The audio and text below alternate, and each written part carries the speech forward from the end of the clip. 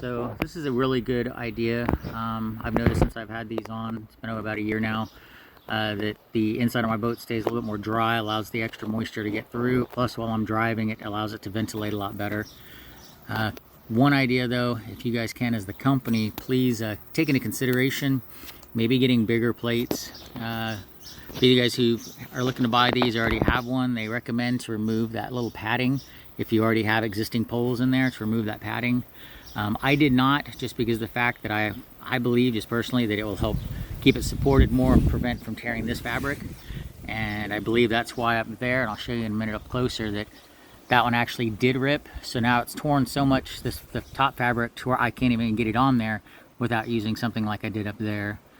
Once again, it's a great idea. Let me kind of show you what I did up there. For now, that's just a temporary. I'm going to try to find two kinds of plates that I can for